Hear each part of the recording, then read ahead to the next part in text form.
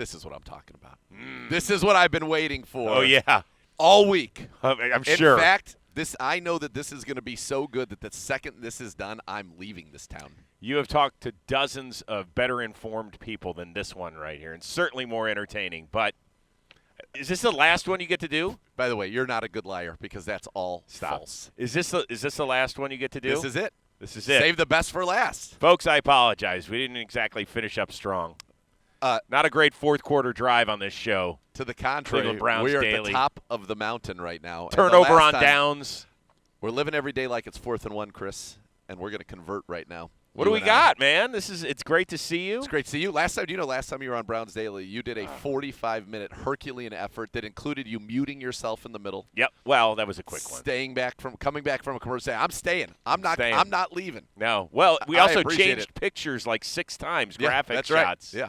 So we'll see what we go with for this one. Well, remember the last one I had all the bling. The bling for the draft, which feels appropriate for this combine. So this is exactly where it happens. We have a tunnel that we send all of the combine participants through, and they've got outfits, they've got bling, they've got sunglasses, they've got all sorts of stuff where they can walk through the tunnel. This will probably be about the 8th or 9th straight year that I embarrass myself as a 50-something dad bod, or as I like to say in the biz, gibbe body. Gibbe body. Gibbe body. And so I get to get a fresh set of eyes on this thing and wear it. And yeah. Well, we're excited. That'll be next time. We'll have to. I'll send you the new one. We need the update. It's at Dr. J over there. He's ready to get it. Look at Dr. Thanks, Dr. J. So, what have you thought now that we've seen Todd Monkin? Mm-hmm. I talked to him, and now we've seen him do the media rounds. What is your impression of a guy that, to me, just is such a football coach? Well, Nathan, I understand the question. Sorry, I'm kidding. And I love Stefanski. You and I both love Stefanski. Of course I love Kevin. I always felt like he did himself not a disservice, but he's a funny guy. He's a great guy. We know he's a great guy, but he's Fun. funny. Yeah, he's very funny when the camera's not on. But he had a certain, I don't want to say persona, but he wanted to protect the Browns organization first, and probably even more important than that, the players. You never heard him get loose with the players in front of a microphone. Yep. Which is really important to keep a locker room together. Todd, I didn't know him. I wasn't working for the organization in 2019 when he was the OC, kind of. And and I never did a Ravens game over the last 3 years. So I haven't had a chance to even meet him, and I look forward to it when I do. I can't wait for the preseason. Yeah. But he's great, right? Yes.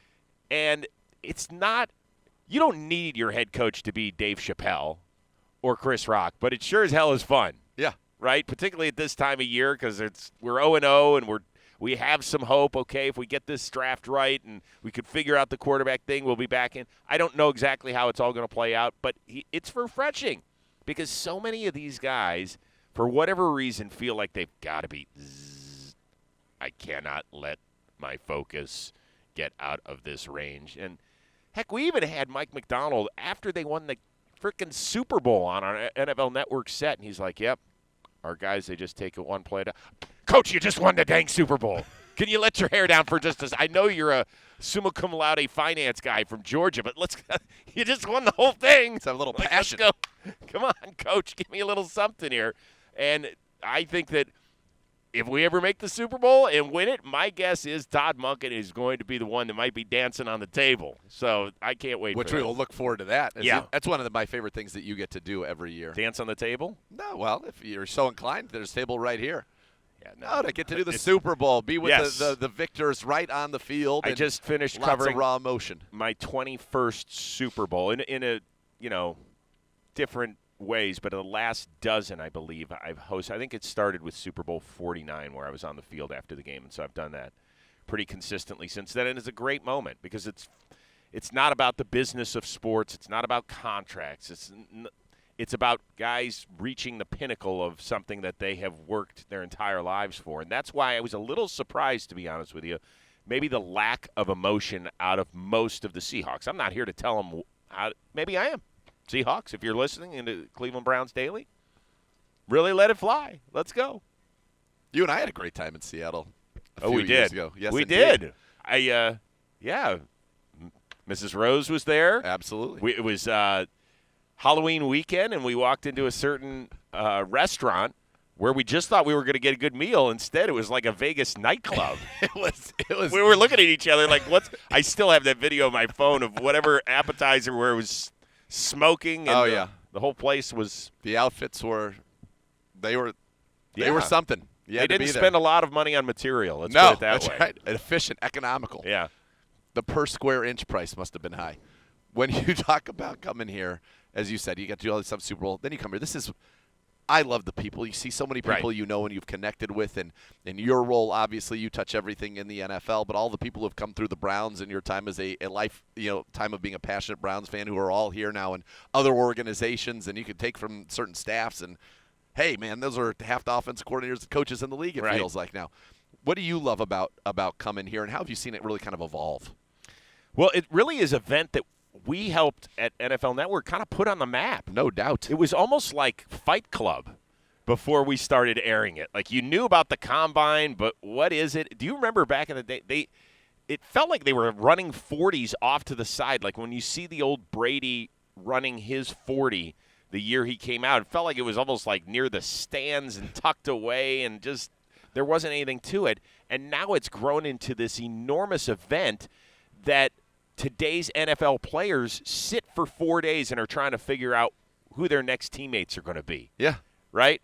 When Worthy a couple of years ago ran the 4-2-1, and guys are going nuts on social media, chiming in. And it was guys outside of our sport, too, who loved every bit of it. Because it is fun to watch wonderful athletes do exactly what they're built to do. And so, is it true football? No. We never present it that way. I mean, it's guys running around in their T-shirt and shorts, but it helps us dream like, oh, my God, I hope no other team was watching that, because I want that guy to slide to the fourth round so that we can have him, right?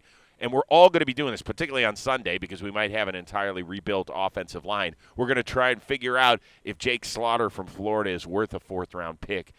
Can he be our starting center next year or not? Like, this is how we as Browns fans are going to have to think over the next 4 days.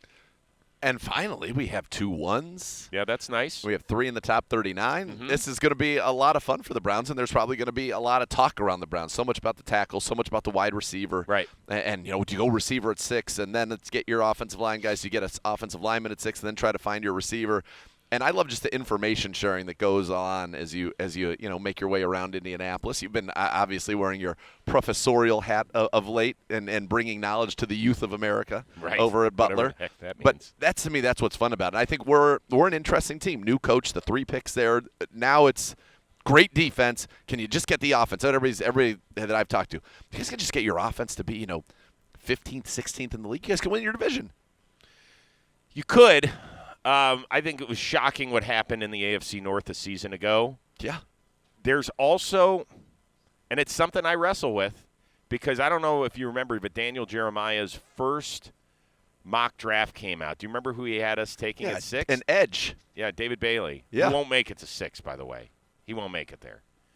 And I called him and I said, my God, what are you trying to start a riot? Do to my hometown? What's going on here? And he goes, listen, dude. It's twofold. He goes, I understand why people would be pissed, but there aren't that many, what they like to call in the business, blue chip players. That's been a pretty consensus thing so far. And he said, when you can get one, you get him. Could you imagine putting him on the opposite side of Myles Garrett? He goes, I'm just telling you, that defense would be incredible. I was like, but we don't have any linemen, and we need receivers. He goes, we need to score. He says, the receiver thing can still be taken care of.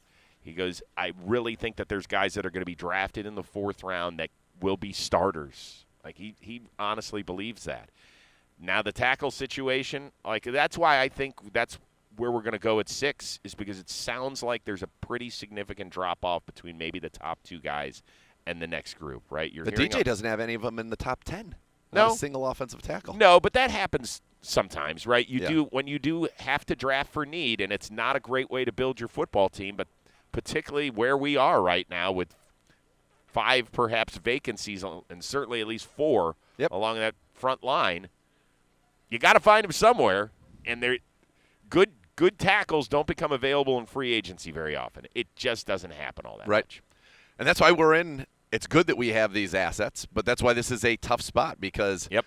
I go back and intellectually I say, okay, let's go back to the last time we were humming on offense. Joe Flacco's the quarterback to the end of 2023, throws 300 yards in 5 straight games. We're lighting up scoreboards. Who are our tackles? I know. Jaron Christian and James Hudson. It's really incredible, right? When you look back at it, how we were able to get it done and put together an offensive run the way that we did. Yeah. So it makes me think to myself, okay, let's have Amari Cooper, playing at an elite level, sets the franchise record for the most yards in a game.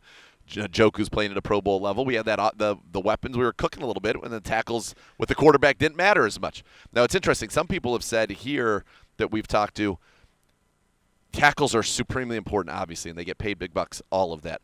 But if you're guard, center, guard, which at the time still was Bitonio, Posick, and Teller, yeah. if your guard, center, guard's strong and quarterbacks can step up, it alleviates necessarily the need for the great, great tackle. Yeah, I mean, that's part of the thinking that the Carolina Panthers had a couple years ago when they brought in a couple of big guards, right? In Hunt and Lewis, I believe, is who it was. They had former Brown Austin Corbett. Yes, they did. And that was their thought process, was we've got a short quarterback. We need guys up there that can keep those monsters in the middle of defense out of his face. Yep. I understand that thinking.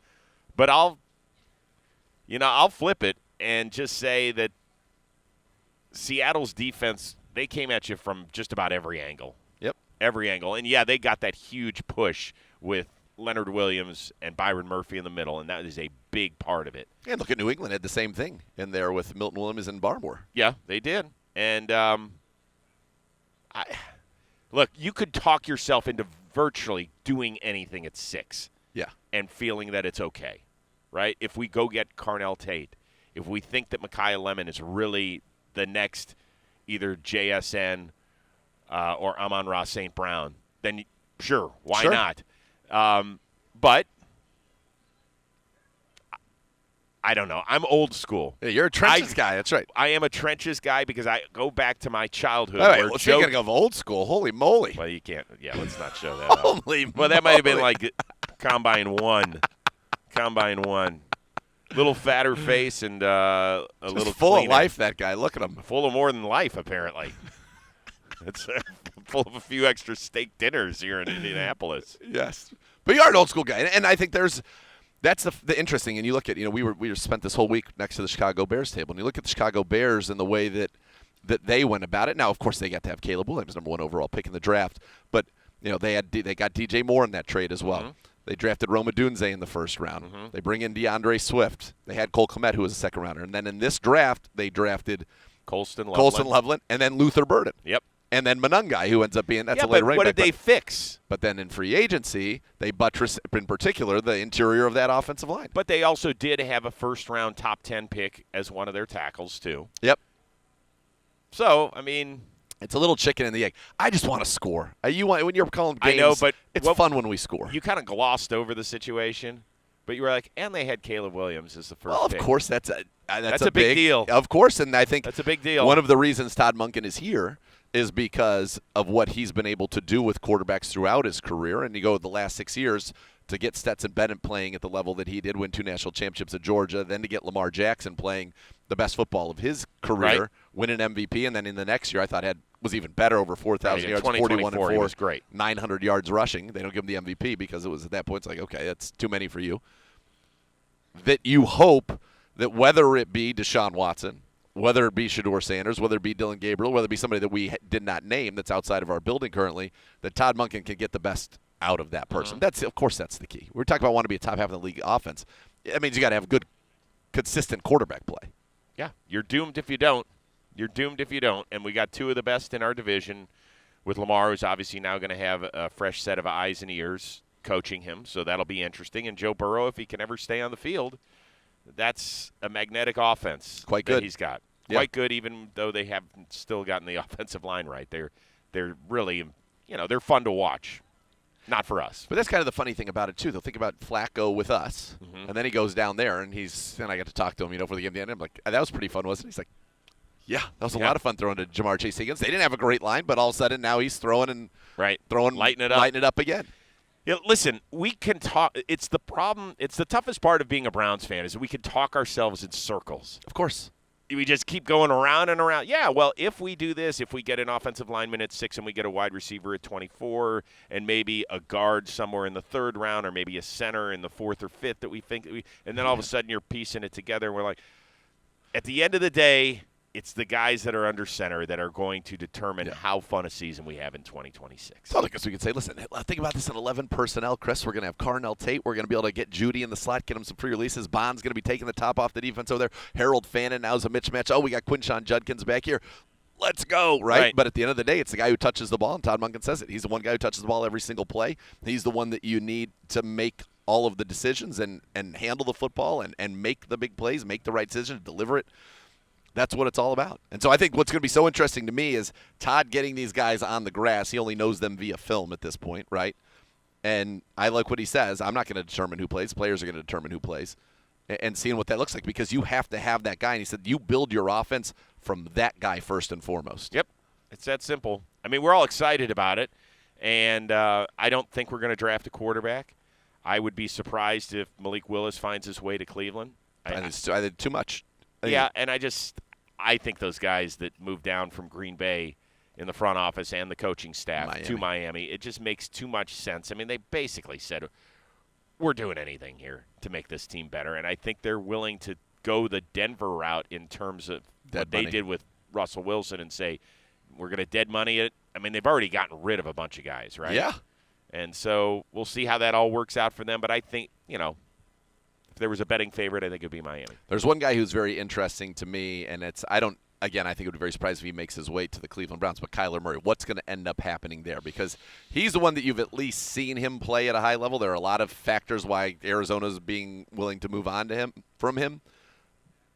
But there aren't enough quarterbacks in this league, and he's a guy you can talk yourself. He's going to throw for about 3,800 yards. He's got a good touchdown interception ratio. I have a hard time talking myself into that. To Kyler Murray. I think your situation has got to be perfect. I don't think it's for us. I'm just saying for the league in general, that's going to be an interesting, to me, quarterback down. Where would he fit? Give me a team where – would you want him in Minnesota? I mean, maybe. So one that is interesting to me, and I don't know how it would work, but it just is interesting to me, is Atlanta. Oh, gosh. Okay, yeah. With Bijan, indoors. Pitts, Drake London. No bad weather road games in division. Yeah, indoors, lots of talent there. Obviously, they just tagged Pitts. You mentioned that. They've put a lot of draft capital into that offensive line. They've got the most dynamic running back in the league, in my opinion. And a good defense. And a really interesting defense, although it's going to lose take a piece, yes. Yeah, big one. And so, yeah, that one, that's a good – I like that fit. I don't think there's a lot of teams, if I were a fan base, where I would be – banging the table for Kyler Murray to come to our squad. For sure. But that's just, again, it goes back to the point. It's all about the quarterback, and people are going to try to talk themselves into something. Mac Jones, I would imagine, is going to have – teams are going to try to get Mac Jones out of there. Mm-hmm. I don't know if the Niners will let him, but they're going to try. Well, he doesn't cost anything right now financially. And they know they're getting a third compensatory next year. Somebody's going to pay Mac Jones. Somebody will. Yeah. But it might end up being you if you have him in the building. Right. Could be. All right, where can people catch you? NFL Network, it's very simple. 3 o'clock on Thursdays and Fridays. We'll take you all the way through all of the drills. Obviously, Thursday's a huge day, particularly for Ohio State fans, because they're going to get a chance to see Arvell Reese and Sonny Styles do their thing. With Reese, it sounds like he's going to do both as an edge rusher and a linebacker, which is phenomenal. Doesn't it feel like today's trade maybe puts even more of a spotlight on all those edges, because you got to think the Jets traded Johnson out to Saleh. Yeah. They can get an edge right there at number 2. Right. I mean, they're going to have their choice of whatever they want, right? That's we know that Mendoza's off to Las Vegas, which is a perfect fit. Love that. That's going to be great on so many levels. If there's one guy in this draft that screams Las Vegas, it is Fernando Mendoza, and I can't wait.